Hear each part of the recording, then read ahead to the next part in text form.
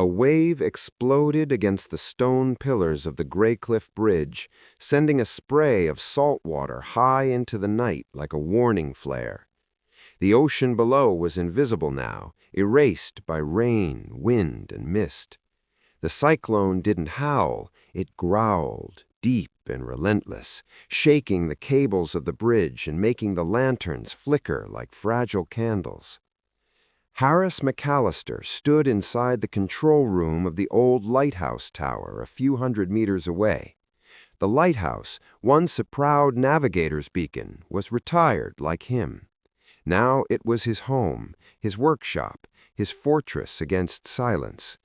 The radio equipment he once operated for the Navy sat dismantled on benches below, receivers, transmitters, marine compasses, signal lamps, all waiting for hands that used to decode storms, not hide from them.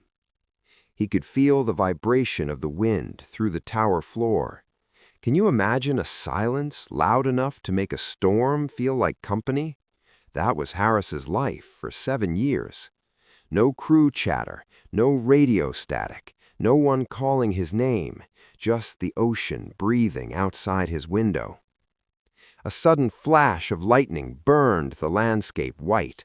For a second, everything had edges again: the bridge, the rocks, the water, the sky, and the tiny figures on the far end of the shoulder. Harris froze. Do you see them too, or was that lightning playing tricks? There were 3 silhouettes, not a deer, not wreckage, people. His pulse kicked like a signal alarm. Would you have kept walking or turned around when the lightning saw you? Harris's instinct reacted faster than thought. Years in the Navy had trained him to detect danger patterns in the dark, movements, spacing, intent. These figures were staggered, moving slow, clinging to the bridge railing like survivors holding a lifeline. He muttered a curse, heart tightening. Not tonight, not here. He reached for his jacket, paused, and glanced at the radio pit below. Do you think a man can outrun every storm, or does one finally ask you to turn back? Harris had always believed you don't stop in the middle of a storm, you transmit through it. But now the storm was transmitting something else. He stepped outside into the tower balcony. The rain hit him sideways, sharp like needles, stinging his cheeks. The wind pressed against his chest like a physical force, daring him to step back inside. Have you ever felt weather argue with your bones? He raised binoculars toward the bridge. The lenses blurred instantly from the rain. He wiped them with his sleeve, but the next strike of lightning revealed more than shapes. It revealed faces. The woman was young, early 30s, soaked in a heavy wool coat clinging to her frame like armor turned into weight. In her arms, a small child wrapped in a fishing shawl. Behind her, a boy, barely 7, his boots sunk in mud, teeth chattering, hair plastered to his forehead. The boy suddenly whispered, voice thin but piercing, "Mum, will the sea take us?" Harris felt it like a radio frequency he didn't know he was still tuned into. One sentence, but enough to form attachment. Did you feel your heart respond to that line too? The woman pulled the children closer and shook her head, not trusting the road, not trusting fate. She didn't wave, she didn't scream, she just kept moving. Harris lowered the binoculars slowly. His breathing was heavy now, not from the cold, but from recognition. Do you think he saw himself in them, or someone he once lost? You're wondering why he didn't move yet, right? I'll connect it all soon. Don't skip. A shipping horn blared far out at sea. The sound stretched, low and mournful across the water. Where do you think the horn was coming from? A ship? A memory? A warning? Harris turned and walked down the spiral stairs into the workshop level. Tools rattled softly on the walls.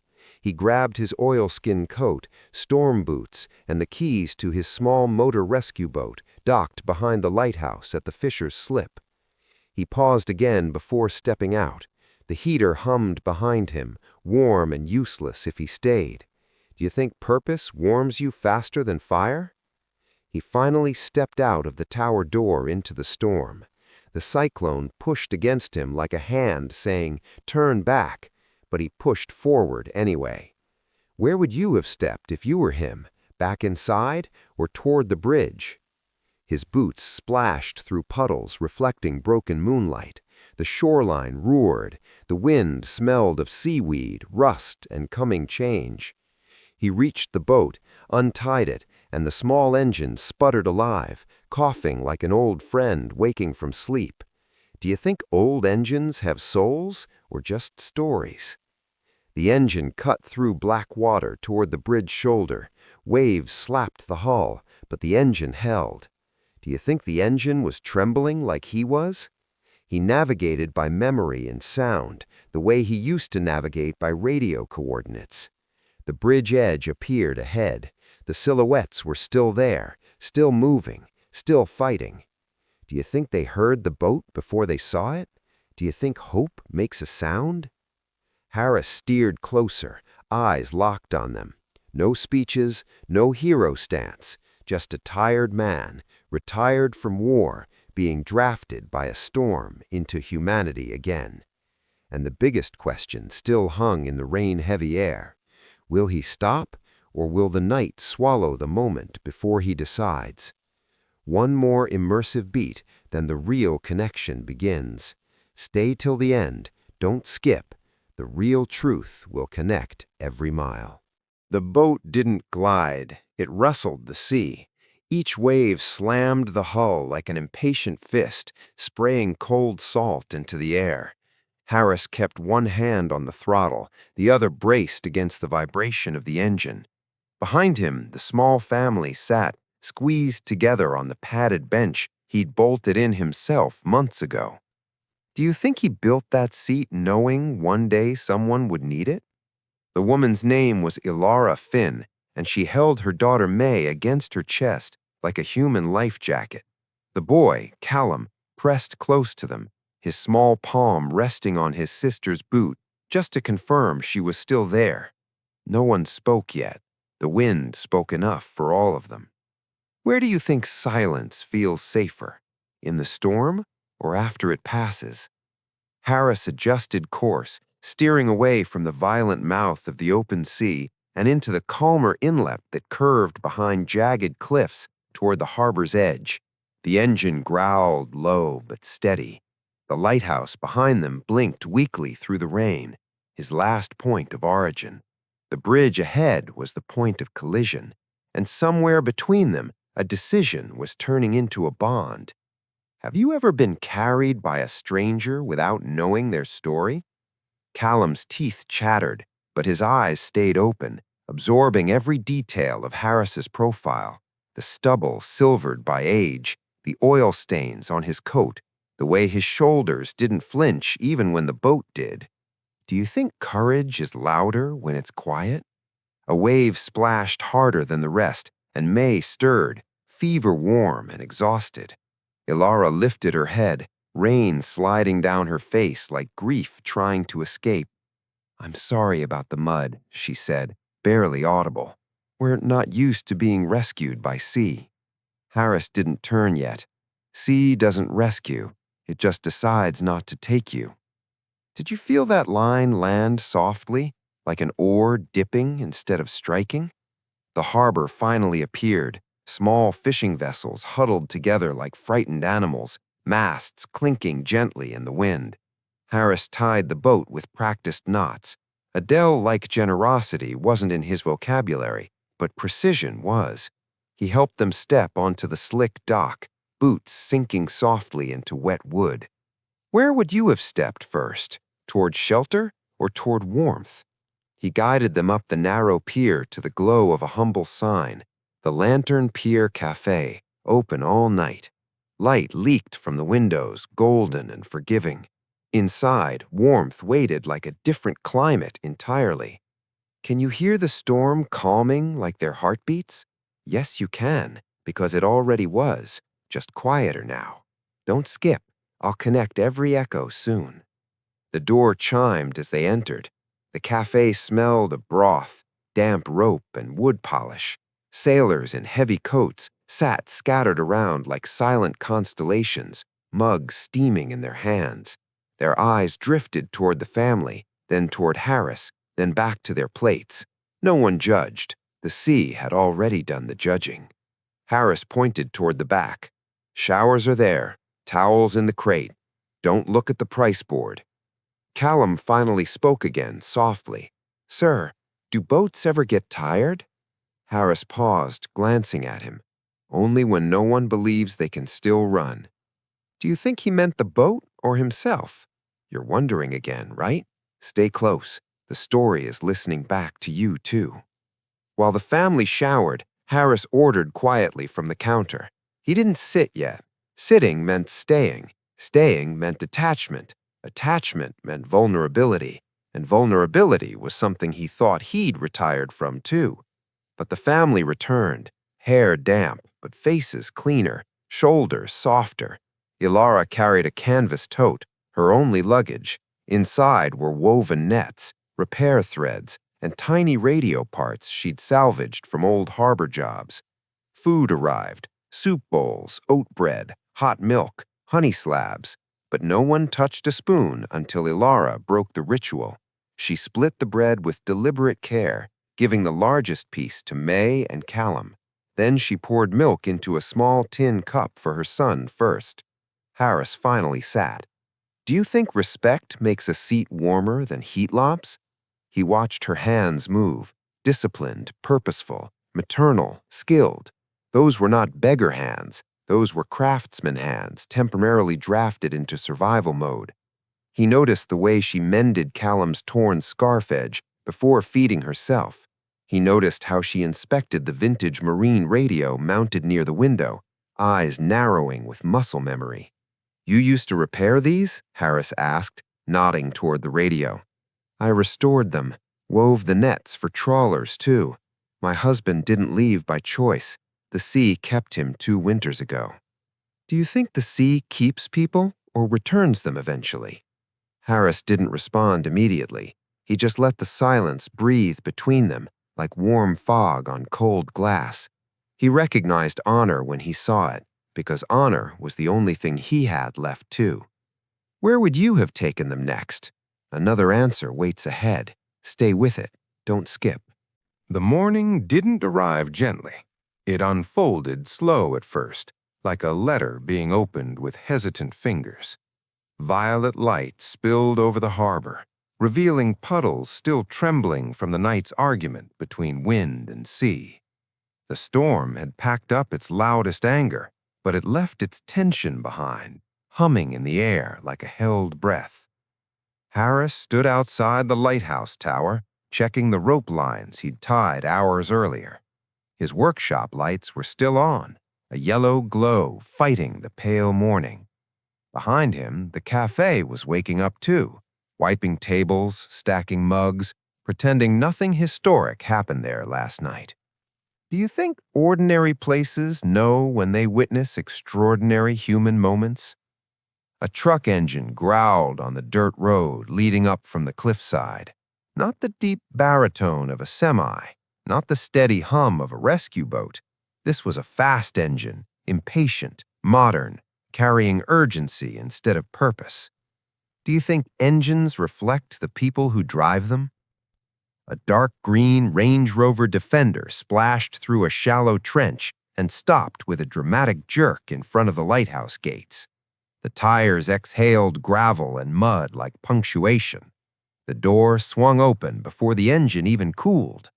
Out stepped Nathan Crow, 38, Harris's nephew. City-polished boots, wool coat without salt stains, hair perfectly combed like someone preparing for an interview with destiny instead of weather. Nathan's eyes shot upward toward the lighthouse, not with nostalgia, but calculation. Do you think some people see structures as stories, while others see them as spreadsheets? He stormed toward Harris, breath visible in the cold air. Uncle, what kind of circus are you running here? Before Harris could answer, Nathan pointed toward the open cafe window where Alara and the children were quietly sipping warm milk. And who are they? You turning the lighthouse into an orphanage now?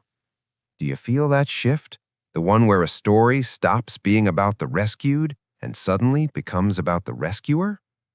Harris didn't raise his voice. The sea had already tried that last night. He let the silence collect between them like rain in a cup. They needed shelter, he said finally, so I didn't keep driving. Nathan laughed, sharp and humorless. That shelter cost you your logic, old man. You know this land is being negotiated for sale, right?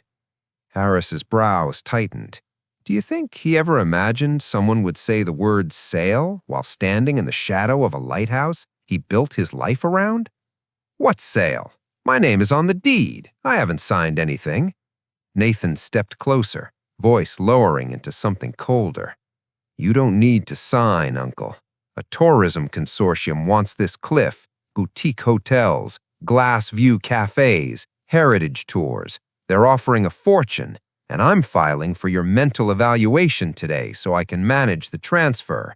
You clearly can't even manage your own loneliness. Do you feel that reveal landing like a slow wave instead of a splash? The audience now understood something deeper. Harris didn't stop the boat just because a family needed saving. He stopped because he needed saving from a quieter drowning, the kind that happens without water, the kind that happens in echoing rooms, outdated calendars, and meals eaten standing up. Have you ever seen someone so busy trying to inherit a life that they forget to participate in one? Ilara stepped outside then, towel draped over her shoulder like a flag of quiet dignity. Callum and May followed, boots cleaner now, eyes heavier with awareness. Children don't understand deeds or court filings, but they understand tone, and they understood this one clearly. Ilara looked directly at Nathan.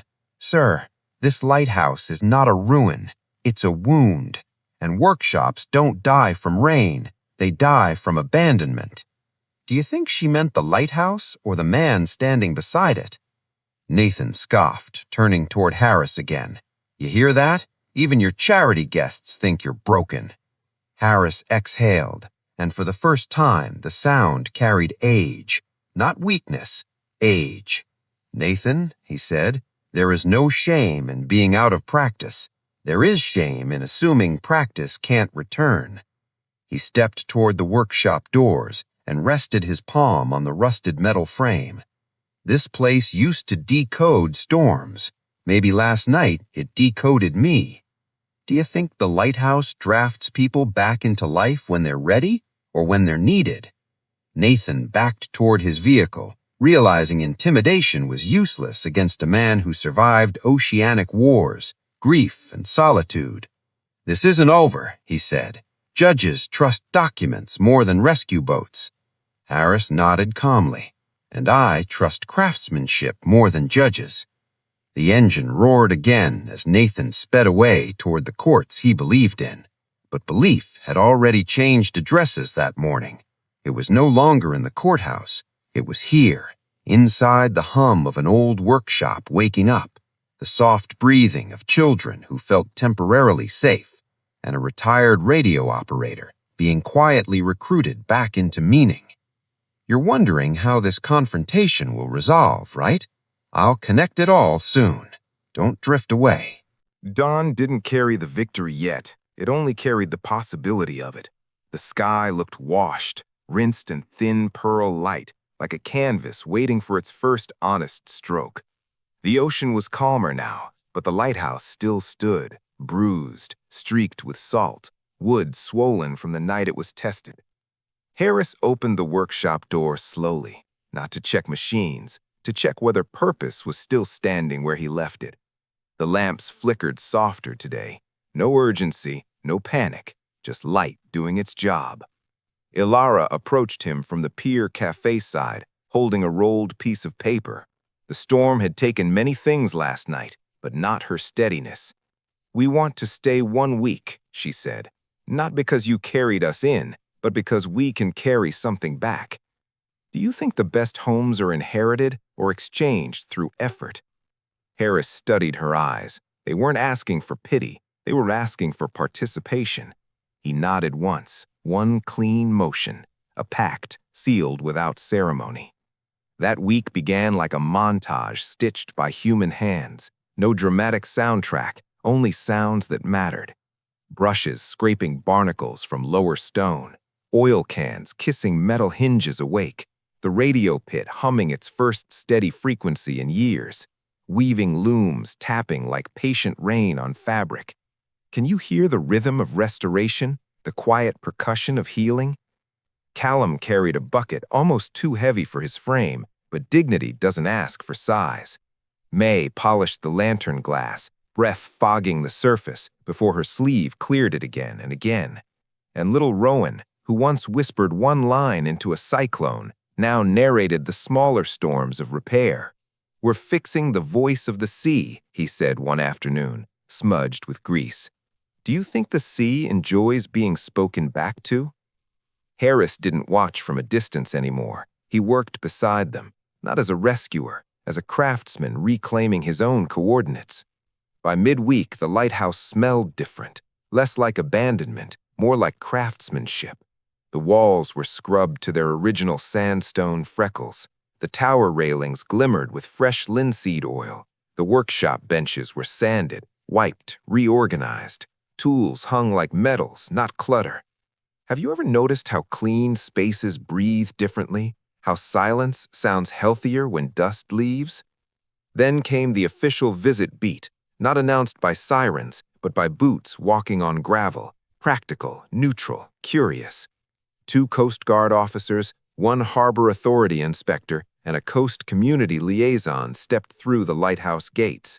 They were summoned by Nathan's accusation, but instead of finding a man unfit to manage property, they found something judges never get to see in documents: a functioning life. The inspector crouched into the radio pit, vintage dials calibrated, wires labeled, emergency channel restored.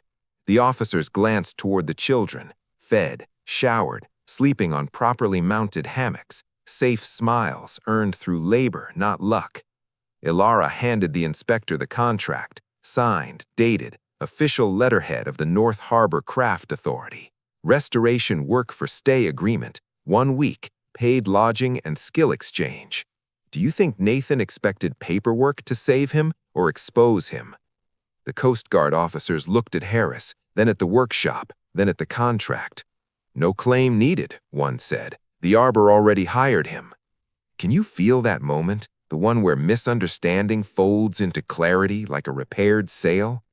The community liaison walked towards Ilara's weaving station.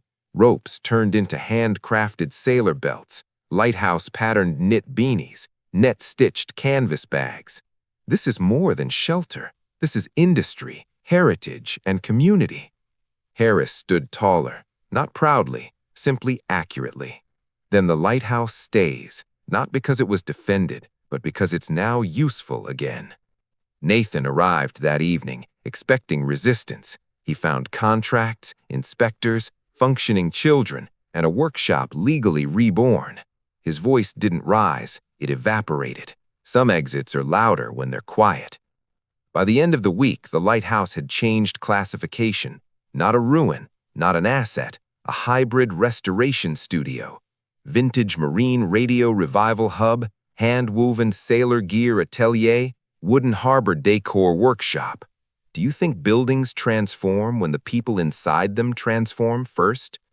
Harris stopped taking long sea shifts, not because the ocean rejected him, but because the land had finally recruited him back. He bought a small delivery dinghy, painted pale gray, quiet motor, gentle waves, a boat for transport, not escape. He became mentor to the children, teaching them frequencies, compass logic, patience, craft pride, and how to listen without fear. And for the first time in years, he slept upstairs in a real bed, oak frame restored by Callum, wool blanket woven by Ilara, and a small radio on the bedside table whispering coastal weather updates like lullabies instead of warnings. Have you ever seen a man adopted back into life by the very thing he almost drove past?